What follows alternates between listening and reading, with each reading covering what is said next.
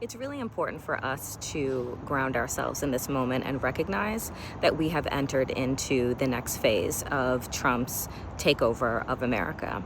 Folks, I understand that there is a battle right now between governors and who is going to gerrymander the best. And I shout out Newsom and others for actually taking a bazooka to a bazooka fight instead of taking a PowerPoint presentation. But at the end of the day, I think that it's important for us as American citizens to understand that we are not voting our way out of fascism. That is not how this works. And that what we need at this moment, what we need at this time, that Donald Trump is feeling himself backed into a corner where his poll numbers are in the toilet, where he is doing everything and saying anything that he possibly can, like with his meeting with Zelensky, where he said, oh, wait, you suspended elections because you were at war. So if we happen to be at war in 3.5 years, then no elections. That's great. That's what Donald Trump actually said in his gaudy ass Oval Office meeting.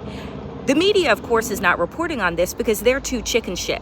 They just want to hold on to their licenses for what? I don't know. I guess so that they can continue to kowtow to this administration and lie to the public. But the fact of the matter is, we need a national strike. I don't know how many times this needs to be said for it to hit. I don't know what organizations, whether it be the NAACP, Planned Parenthood, all of the unions, the teachers union, the nurses union, AFSCME, whoever it is, but we need an organized national strike. The American people need a fucking date that tells them that, you know what, we're staying home. We are not working. We are grinding this country to a halt because our old methods of marching and protesting, particularly when Donald Trump is setting up the next Kent State, setting up the next Tiananmen Square, is not going to work. We have got to grind this capitalist monstrous machine to a fucking halt and remind these monsters who is actually in power. There are more of us than there are them, but you have to understand that the actions that Donald Trump is taking right now is from a place of fear,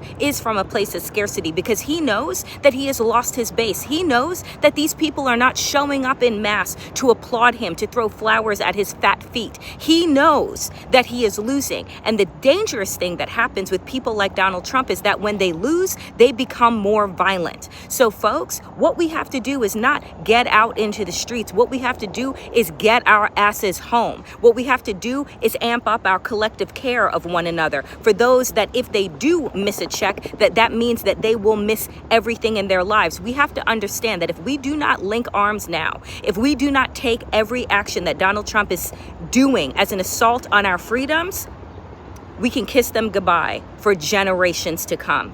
Those are the facts.